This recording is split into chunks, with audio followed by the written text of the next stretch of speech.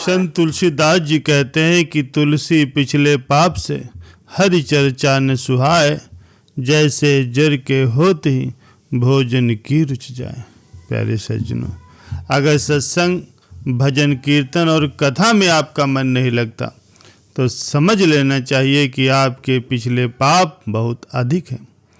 जिस तरह से इंसान को जब अधिक मात्रा में बुखार आ जाता है तो इंसान को अन्न और भोजन में स्वाद नहीं आता, यानी उसे भोजन अच्छा नहीं लगता, वैसे ही जिसके पापों का जोर ज़्यादा होता है उसे सत्संग अच्छा नहीं लगता, प्रभु का भजन नहीं कर सकता, वो सत्संग नहीं जा सकता। उसका मन इस संसार में, अपने घर परिवार में और फालतू की बातों में तो खूब लगेगा, मगर भगवान की भक्ति में बिल्कुल नहीं लगेगा। जब तक इंसान भगवान की भक्ति करना शुरू नहीं करेगा तब तक उसका कल्याण कभी नहीं होने वाला। प्यारे सज्जनों, आज के इस युग में भगवान के नाम की बड़ी शक्ति है, बड़ी महिमा है। मनुष्य अगर भगवान में विश्वास करके देखे तो भगवान के नाम जप, उनका कीर्तन करने से असीम आनंद की प्राप्ति कर सकता। अगर आपके पास समय नहीं है कि बैठकर भगवान की भक्ति कर लें तो कोई बात नहीं, आप अपने घर परिवार या नौकरी या दुकान पर आप जहाँ भी रहते हैं आप अपना काम करते रहिए, और आपके जो भी आराध्य हैं, चाहे वो भगवान श्री राम हो या श्री कृष्ण हो या कोई गुरु हो या हनुमान जी हो या शिव जी हो, जिन्हें भी आप अपना आराध्य मानते हो उनका आप नाम जपते रहिए। आपके सारे पाप धीरे धीरे खत्म हो जाएंगे और आपको भगवान के नाम पर भी विश्वास करना पड़ेगा, तभी जाकर के आपको सफलता की प्राप्ति होगी। प्यारे सज्जनों, हमारा जीवन बिल्कुल पानी के जैसा है, इसमें आप जैसा रंग डालोगे वो वैसा ही हो जाएगा। अगर आप सत्संग में जाते हो तो सत्संग में आप ऊर्जा से भर जाते हो, आप जिस संगत में रहते हो वैसे आपकी जीवन धारा बहने लगती। आप जहाँ पर भी मन को लगाते हो मन उसी का ही रूप ले लेता। इसलिए जीवन में सत्संग बहुत जरूरी है। जब भी आप सत्संग में बैठते हो तो पूरा आपकी जो चेतना है वो बदल जाती है, आपका जीवन सकारात्मक हो जाता है, आप उत्साह, ऊर्जा और स्फूर्ति से भर जाते हो। आप अपने मन को भक्ति के वातावरण में लगाते हो तो आप भक्तिमय हो जाते हो। अगर आप लोभ और लालच उसमें डालोगे तो आपका मन लोभ लालच को पकड़ लेगा, फिर वो वही सोचता रहेगा, उसने इतना कमाया, उसने इतना किया, तो मैं भी इतना करूं। लोभ और लालच से मन पतन के रास्ते पर चल देता है।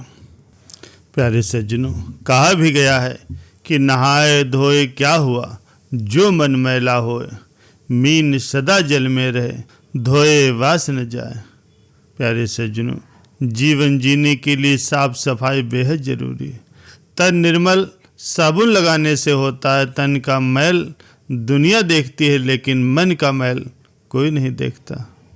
जो मन की मैल देख पाते तो उन्हें स्वयं पर घृणा आती। वस्त्र गंदा हुआ तो उसे साबुन से धो डालोगे, लेकिन अगर मन गंदा है तो फिर कैसे धोगे। मन को धोने के लिए होता है संत महापुरुषों का सत्संग। सत्संग के साबुन से मन की मैल धुलती है। लोग धार्मिक स्थानों पर जाते हैं तो कपड़े बदल करके जाते हैं, साफ सुथरे कपड़े पहन करके जाते हैं, लेकिन धार्मिक स्थानों पर सिर्फ कपड़े बदल करके न जाइए, बल्कि अपने मन को भी बदल करके जाओ। वहाँ कपड़े कोई नहीं देखता, वहाँ तुम्हारे मन को देखा जाता है कि मन तुम्हारा शुद्ध है कि नहीं। मन की शुद्धि भी एक प्रकार का धर्म है। आज बाहर तो बहुत शुद्धि और सफाइयाँ आप लोगों से हो रही हैं, लेकिन जो मन में पाप लग रहे हैं उसकी सफाई कौन करेगा।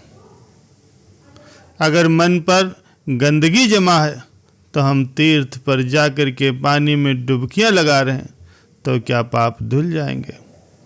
जिस प्रकार बर्तन को बाहर से कम अंदर से ज़्यादा साफ करना पड़ता है, इसी तरह इंसान के शरीर को कम और उसके मन को साफ सफाई की ज़्यादा जरूरत पड़ती है। मन की मैल मिटा न सको तो तन की सफाई मत करना। अपने दिल में झांके बिना गैरों की बुराई मत करना। जो लोग सत्संग में जाते हैं उनका मन एक दिन निर्मल जरूर हो जाता है। अवगुणों के छिद्र भरने लगते हैं और गुणों का जल भरने लगता है। निरंतर सत्संग में जाने से दुर्जन व्यक्ति भी सज्जन हो जाता है, क्योंकि महापुरुषों की पवित्र वाणी उनके मानसिक विकारों को दूर कर उनमें सद विचारों का आलोक प्रसारित करती है। प्यारे सज्जनों, गुरु से प्रेम और किसी इंसान से प्रेम करने में बहुत फर्क होता है। किसी इंसान से प्रेम होने पर वो हमारी कमजोरी बन जाती है और गुरु से प्रेम होने पर वो हमारी ताकत बन जाते हैं। सद्गुरु से प्राप्त ब्रह्म ज्ञान से ही हमारे मन का सारा मैल खत्म हो सकता है। प्यारे सज्जनों, जो संस्कार और बुरी आदतें हमारे करोड़ों करोड़ों जन्म जन्मांतरों से मन पर पड़ी हैं, वो सब की सब कुछ दिनों में नहीं छूट सकती। उदाहरण के लिए, जैसे पाइप के चालू होने पर उसमें से वही पानी बाहर निकलेगा जो उसमें पहले से भरा होगा। अब चाहे वो गर्म पानी हो, गंदा हो या कचरे वाला हो या साफ सुथरा हो। ऐसे ही भजन सिमरन करते समय जो आपके पाप बाहर दिखने लगते हैं, वो आते नहीं, जाते हुए दिखते हैं। उन्हें आते हुए आप भूल से भी न समझें। भजन करते वक्त पाप थोक में निकलते हैं। हमें इनको न देखते हुए भजन सिमरन में लगे रहना चाहिए, जिससे धीरे धीरे हमारा अंतःकरण शुद्ध हो जाएगा।